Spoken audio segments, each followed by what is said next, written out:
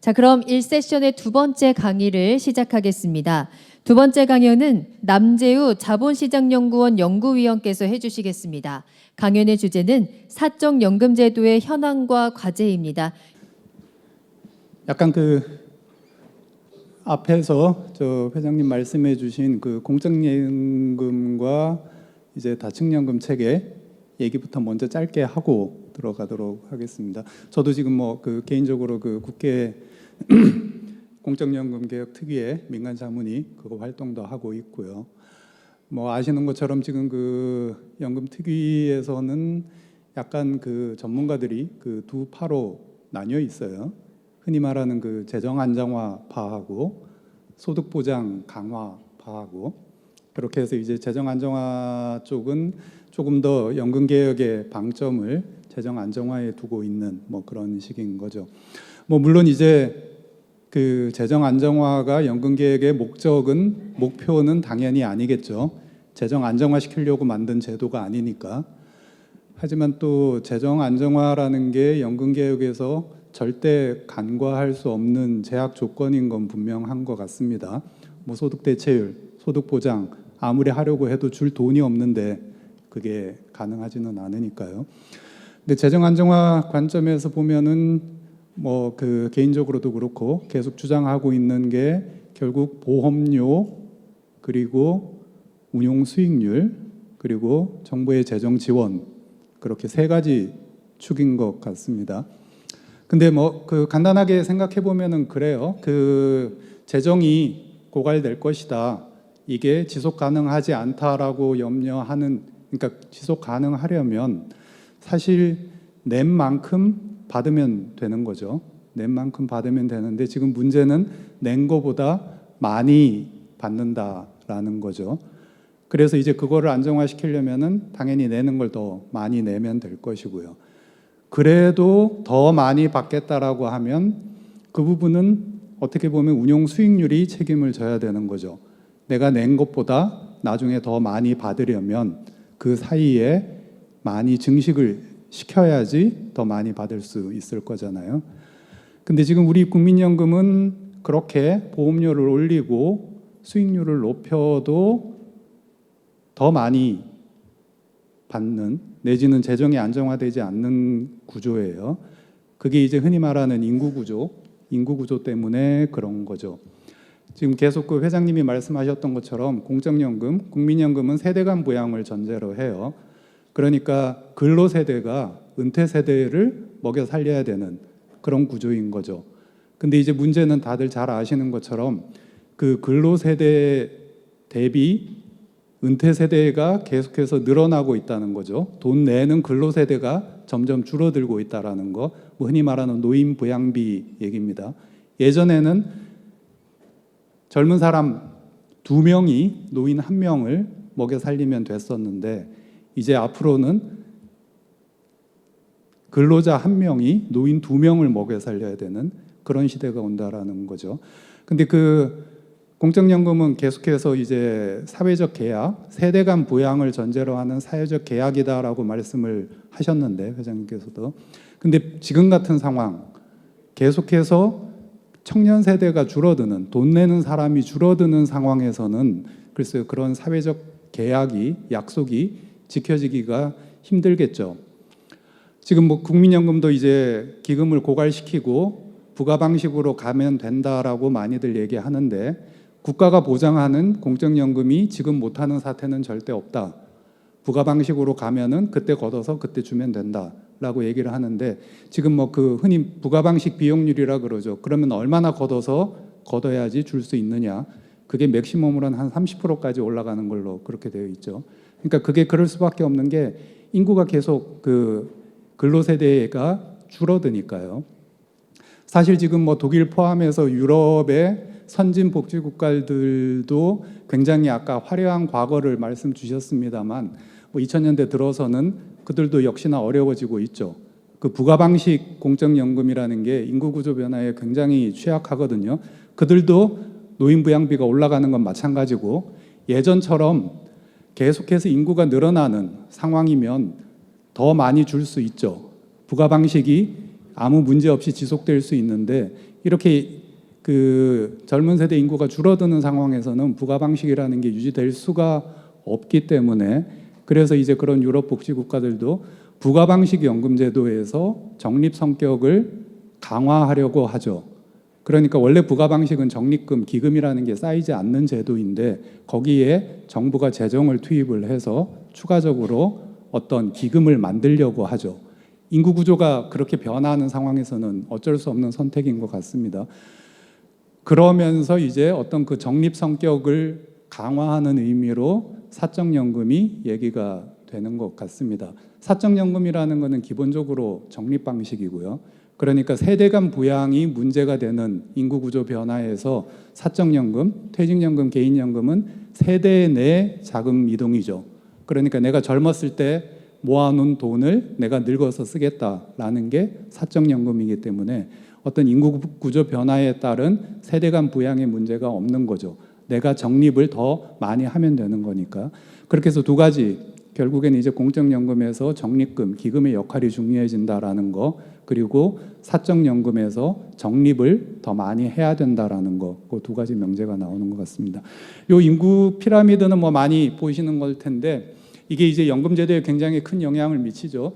근데 두 가지 방향으로 사실은 조금 다르게 영향을 미칩니다. 지금 그림에서 보시는 것처럼 이 인구 탑이 가운데가 아래쪽이 잘록하고 위가 커지는 거, 이게 제가 조금 전에 말씀드렸던 노인 부양비가 커진다라는 그런 얘기인 거죠. 근로세대가 줄어들고 노인 세대가 많아진다는 거. 이거는 조금 더 적극적으로는 그 공적연금에 영향을 크게 미치게 되겠죠. 세대 간 부양이라는 것 때문에 밑에 부양하는 세대가 줄어든다라는 거. 근데 이 인구탑을 보시면은 이 폭이 계속 줄어들어요. 이 폭이 결국 전체 인구 숫자를 얘기하는 건데, 그러니까 인구가 감소한다라는 얘기인 거죠. 단순히 비율이 젊은 세대와 노인 세대의 비율이만 감소하는 게 아니라 인구 자체가 줄어들고 있는, 뭐 인구 오너스라는 말 뭐 들어보셨을 것 같은데요. 사실 그 인구 오너스는 제가 알기로는 그 인류가 경험해 보지 못한 미래입니다. 그러니까는 전쟁이나 뭐 어떤 자연재해 같은 일시적인 현상이 아니라 구조적으로 미래 세대가 지금 세대보다 숫자가 줄어드는 상황, 그 상황은 경험해 보지 못한 상황인 거죠. 근데 그게 사적연금에서도 굉장히 크게 영향을 미칩니다. 일단은 인구가 줄어든다라는 거의 의미가 우리가 알고 있는 경제 성장, 경제는 당연히 성장을 해야 되죠. 경제가 성장하는 만큼 금리라는 게 존재하고요. 미래의 돈이 지금보다 더 필요해지는 그런 일반적인 자본시장 내지는 경제 성장의 공식들이 더 이상 성립하지 않게 됩니다. 경제가 성장한다는 것도 결국에는 궁극적으로 보면은 인구 증가에 기반을 하거든요. 사람이 늘어나니까 경제가 커지는 거거든요. 근데 경제가 사람이 줄어들게 되면 기본적으로 경제는 성장하지 않거나 쪼그라드는 게 당연한 상황이 됩니다. 그러니까 이제 성장하지 않는 경제, 성장하지 않는 경제에서 돈의 가치가 줄어들었을 때 우리 연금 자산의 운용 이런 것들을 한번 좀 근본적으로 생각해 볼 필요가 있다라는 것입니다. 뭐 결국 이제 사적연금은 아까 제가 개인 생애 주기 내에서 근로 시대에서 은퇴 시대로 자금의 이동을 의미한다라고 했잖아요. 그 자금의 이동을 하기가 점점 힘들어진다라는 얘기인 거죠. 예전에는 당연히 자금을 증식해서 이전을 했다라면 앞으로는 유지만 하는 것도 굉장히 힘든 시대가 될 겁니다. 흔히 말하는 실질 가치를 유지하고서 내 젊은 시대 때 모아놓은 돈을 은퇴 시대로 이전하는 것 자체가 굉장히 챌린저블한 태스크가 되는 시대가 될 거다라는 겁니다. 이 부분은 뒤에서 그냥 좀 더 설명을 하고 스킵을 하도록 할게요.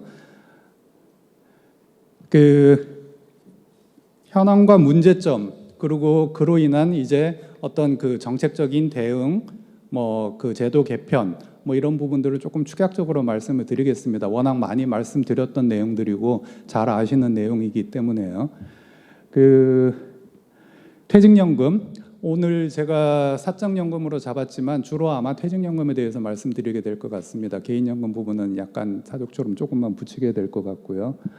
그 퇴직연금 제도의 현황과 문제점은 뭐 너무도 잘 아시리라고 봅니다.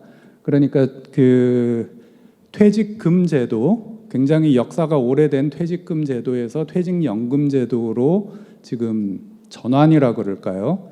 제도 일원화가 이루어지고 있는 상황인데, 그 퇴직연금 제도를 만든 목적, 그리고 퇴직연금 제도의 역할, 그게 퇴직금 제도하고는 분명히 많이 다르죠. 많이 다른데, 이제 우리는 그게 일종의 이제 뭐 패스트 디펜던시, 경로 이전성이라고도 하고 레가시라고도 하고 뭐 그럴 수 있을 텐데, 차라리 2005년에 아무런 제도가,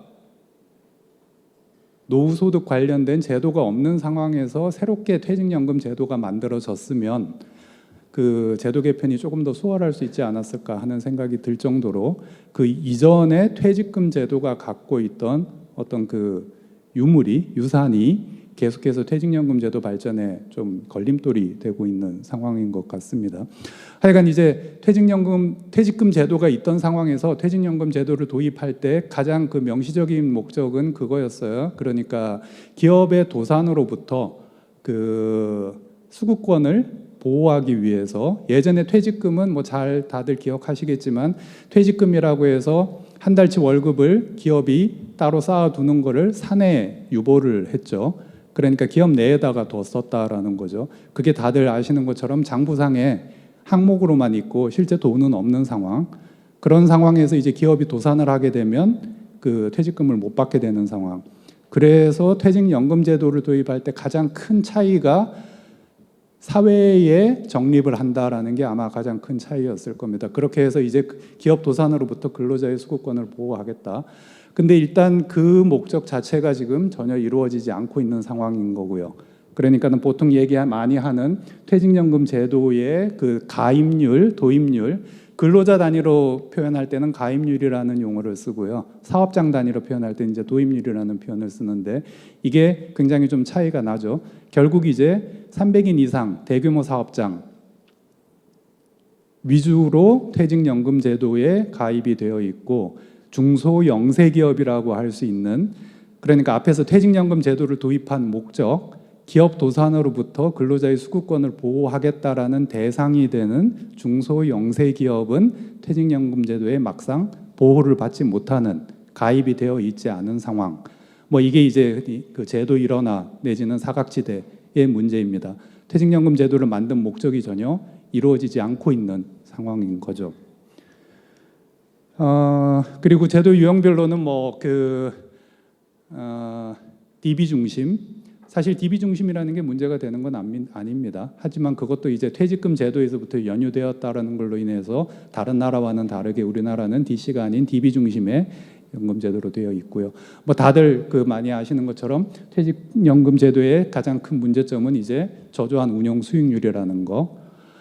그 앞에 하나가 빠졌네요. 그 중도 인출 문제가 그 가장 그 심각한 어떤 그 제도적 개편 사안 중에 하나죠. 그러니까 사적연금, 퇴직연금이 어떤 일정 역할을 하려면 그 많이 내고 낸 돈을 중간에 새 나가지 않게 하고 마지막에 연금으로 받아야 된다. 이렇게 딱 정리가 되는데, 일단 중간에 굉장히 많이 새어 나가고요. 중도 인출 내지는 중도 해지, 그게 약간 의미가 조금 두 개가 용어가 다른데요. 대부분의 경우 이제 직장을 옮기면서 IRP로 옮겨 나왔던 돈은 중도 해지가 되죠. 다들 찾아가서 소진을 시켜버리죠. 그리고 이제 마지막에 연금화. 이게 다층 노후소득보장 체계에서 퇴직연금이 일정 역할을 하려면 연금으로 지급되지 않으면은 사실 아무 소용이 없는 거죠. 소득대체율, 퇴직연금의 소득대체율이 뭐 5%에서 10%다 이렇게 추정을 하는 경우도 봤었는데, 제가 보기엔 아무런 의미 없는 얘기인 것 같아요. 소득대체율은 종신연금으로 지급이 될 때 소득대체율의 의미가 있는 거지, 이거를 일시금으로 받아가거나 아니면 연금으로 받더라도 뭐 한 5년, 10년 이렇게 지급되는 경우에는 소득대체율의 의미는 제로라고 봅니다. 하여간 이걸 연금으로 지급해야 된다. 반드시 종신연금으로 지급되는 게 중요하다라고 봅니다. 장수 리스크라는 거. 제가 앞에서 그런 표현을 썼었는데요. 그 10억의 자산보다 월 100만 원의 연금 소득이 더 중요하다. 그 중요한 이유가 결국에는 장수 리스크 때문에 그런 거죠. 언제까지 살지 모른다라는 거죠. 지금 100세 시대라고 하지만 40년, 50년 후에는 120, 150이 될 수도 있는 거고요. 그렇게 수명이 늘어났을 때 그 장수 리스크를 해제하려면은 종신연금 형태로 지급이 되지 않으면 소득대체율의 의미가 없다라는 것이죠. 하여간 이제 이런 것들이 이제 우리 퇴직연금 제도의 현황이고 문제점인데, 그거를 이제 제도적으로 오늘 지금 이 세션의 오전 세션의 주제는 그 국가가 그리는 내비게이션이니까요. 국가가 그거를 정책이나 제도로 어떻게 막겠느냐라는 부분이 이제 이 퇴직연금 관련 내지는 사적연금 관련해서 제일 큰 어젠다였던 것 같습니다. 지금까지 제 기억으로는 과거 한 10년 전부터요. 근데 뭐 그거를 얼핏 생각하면은 어차피 퇴직연금 제도는 개인의 선택에 따른 완전한 의미의 사적연금이 아니라 국가가 강제하는 준공적연금이잖아요. 그러니까는 퇴직연금, 기업들이 퇴직연금 하지 않고 싶다고 해서 선택하지 않을 수 있는 그런 제도가 아니기 때문에, 그렇다라면은 그 제도 일원화 그리고 중도 인출 방지, 연금화 지급 이런 것들을 국가가 다 이제 법으로 강제를 하면 되는 거죠. 뭐 사실 그런 것들이 다 스케줄되어 있기는 했었고요. 제도 일원화도 원래 처음에 퇴직연금 제도가 만들어질 때는 지금 당장은 아니지만 향후에는 법으로 강제하도록, 그러니까 퇴직금 제도를 더 이상 유지하지 않고 다 퇴직연금 제도로 전환하도록 그렇게 되어 있었는데, 그 시기가 계속 늦춰지고 있는 상황인 것이고요. 중도 인출 같은 경우에도 마찬가지인 것 같습니다. 중도 인출도 사실 법으로 막으면 되죠. 중도 인출 사유를 지금보다 훨씬 더 타이트하게 만들어서 법으로 막으면 되죠. 연금도 마찬가지로 일시금으로 못 받아가도록 반드시 연금으로 받아가도록 강제를 하면 됩니다. 근데 거기에 이제 여러 가지 좀 저항이라 그럴까 그런 것들이 있죠. 그게 이제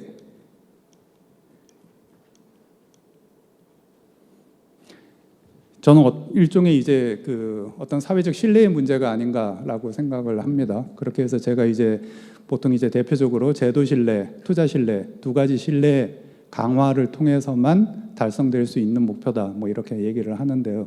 먼저 제도 신뢰부터 말씀을 드리면은 간단히 말씀드리면은 그 퇴직연금 제도 그거 왜 하는데, 그거 왜 하는지 모르겠다, 차라리 제도 자체를 없애는 게 낫지 않느냐라는 시각이 분명히 있다라는 겁니다. 그런 시각이 생길 수밖에 없는 게 흔히 말하는 이제 제도 목적이라는 게 있죠. 그 제도를 통해서 하고자 하는 제도의 역할 내지는 달성하고자 하는 목적이 있는데, 퇴직연금은 지금 그 목적을 전혀 달성하지 못하고 있어요. 그리고 그 목적 자체가 조금 헷갈려하고 있고, 그러다 보니까는 지금 저 공적연금 특위에서 나왔던, 저에게는 뭐 굉장히 유명하니까 잘들 아실 것 같습니다. 우리 그 자문위 초반에 나왔던 얘기가 예전에 퇴직금 전환금제 그거를 부활시키자, 그런 얘기가 나왔었죠. 그게 뭐 간단히 말씀드리면은 지금 퇴직연금, 국민연금은 보험료율 9%에 소득대체율 40%를 책임지고 있는데, 퇴직연금은 보험료율 8.3%에 소득대체율은 0%다. 그러면 이 제도를 왜 계속 유지를 해야 되느냐? 차라리 전부 아니면 일부를 국민연금으로 돌리자. 결국에는 이제 제도 신뢰가 굉장히 부족하다라는 것이죠. 퇴직연금을 만든 목적을 달성할 가능성이 없으니까 차라리 퇴직연금 제도를 없애거나 축소시키자라는 논의가 나왔던 것이었고요. 근데 그렇게 되는 그 제도 신뢰가 지금 좀 지켜지기 힘든 이유가, 일단은 목적 자체가 굉장히 좀 불분명한 것 같습니다. 그렇게 강제화, 중도 인출 막고 일시금으로 지급하는 거 막고 하는 거를 강제화하려고 할 때 그 저항이라 그럴까, 그런 것들을 들어보면 퇴직연금의 목적이 조금 불분명하다라는 것이죠.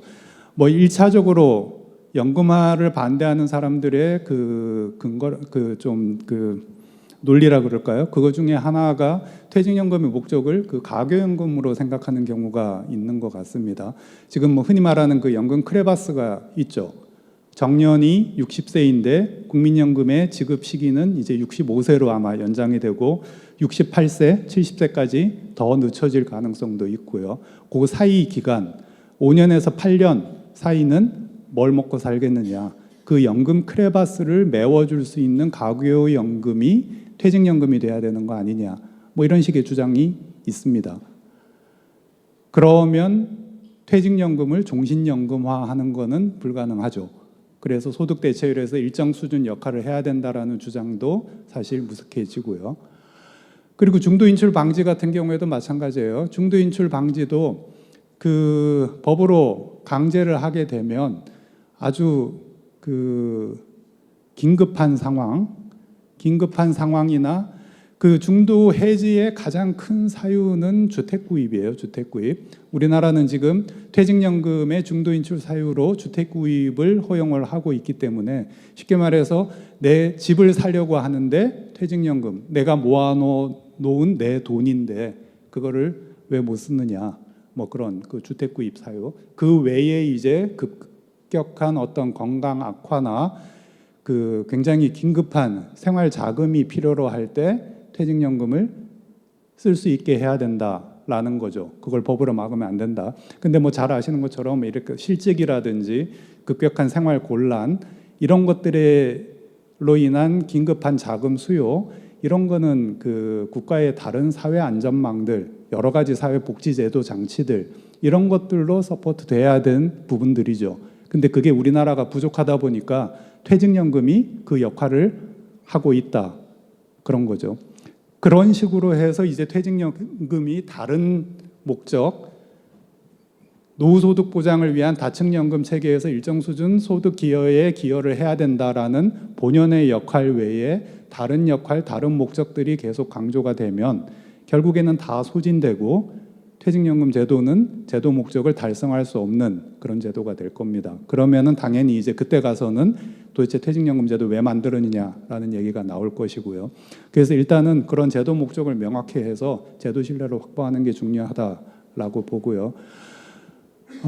그 다음에는 이제 여러 가지 그런 제도 개편 방안들을 조금 더 자발적인 참여, 유인 기재를 통해서 매끄럽게 진행할 수 있는 어떤 그 키워드라 그럴까요? 그게 제가 보기에는 그 성과 제고인 것 같습니다. 성과 제고. 퇴직연금 수익률이 높아지면 모든 문제들이 자연스럽게 해결될 수 있다라는 것이죠. 그래서 이제 그 사례로 제가 늘 말씀드리는 게 이제 호주의 슈퍼애니에이션 사례인데요. 그 호주 슈퍼애니에이션은 조금 호주는 그 다층연금 체계가 조금 특이하게 조성이 되어 있어요. 그러니까 우리 그 국민연금하고 비슷한 시기에 그 공적연금, 국민연금 제도를 만들려다가 어떻게 보면 제도적으로 실패했죠. 제도적으로 실패를 하고 2층 퇴직연금, 기업연금에 해당하는 슈퍼애니에이션을 도입을 했는데 그게 굉장히 성공을 했죠. 굉장히 성공을 해가지고 2층 슈퍼애니에이션 퇴직연금이 전체 노후소득 보장의 대부분을 다 커버할 수 있을 정도로 굉장히 성공적인 제도가 됐어요. 그렇게 될 수 있었던 가장 그 근본적인 이유 중에 하나는 그 슈퍼애니에이션이 보이는 그 높은 운용 수익률이고요. 뭐 한 연평균 8% 정도 되는 것으로 알려져 있습니다. 그렇게 8% 정도 되다 보니까 그 자체만으로도 그 노후소득 보장에 충분한 기여를 할 수가 있고요. 개인연금이나 그런 사적연금 활성화도 자연스럽게 그거의 연장으로 됩니다. 그러니까 호주 근로자들의 상당 부분은 별도의 개인연금을 따로 드는 게 아니라 자기네 슈퍼애니에이션, 퇴직연금에 추가 납입하는 형태로 개인연금 부분을 커버를 해요. 그러니까는 자기가 들어있는 그 기금 펀드에 자기가 자발적으로 더 추가 납입을 할 수가 있거든요. 그렇게 추가 납입한 금액에 대해서도 8% 가까운 수익률이 보장이 되니까 별도의 개인연금을 들 필요가 없는 거죠. 그러면 이런 상황에서는 우리가 지금 고민하고 있는 중도 인출이라든지 연금화라든지 이런 모든 문제들이 어떤 근로자의 선택에 의한 자발적 참여, 유인으로 다 이루어질 수 있다는 것이죠. 우리도 결국에는 지금 돈 못 빼가게 하고 이런 여러 가지 것들이 고민되는 이유가 퇴직연금 수익률이 물가 상승률에도 미치지 못하는 그런 상황에서 이 제도를 끌고 가려고 하다 보니까 어떤 강제적인 법적 강제 등등이 다 동원되는 게 아닌가 뭐 그런 생각을 합니다. 조금 그 개별 제도 관련된 미시적인 얘기 몇 개만 하고 마무리를 하도록 하겠습니다.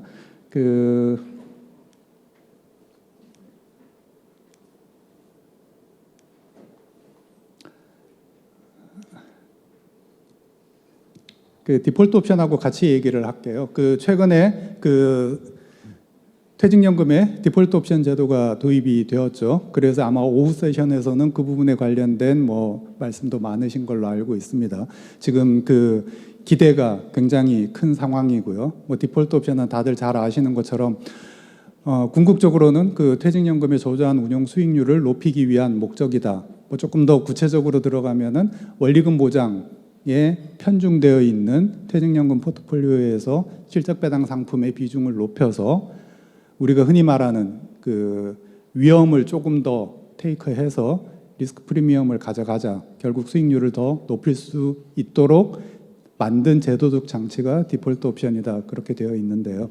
뭐 그 아마 한 다음 주쯤에 제가 그 관련한 보고서를 하나 써서 릴리즈 될 것 같은데요. 사실 그 우리가 도입한 제도는 지금 근태법상에서도 명칭이 사전지정운용제도라고 되어 있죠. 사전지정운용제도.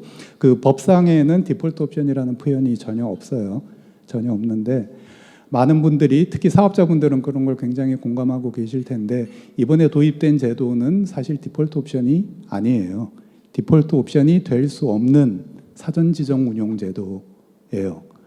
디폴트 옵션이 될 수 없는 이유는 뭐 여러 가지가 있겠지만 디폴트 옵션이 가지는 가장 중요한 핵심 요인은 그 옵트아웃이라는 넛지 방식이라는 건데 넛지 방식.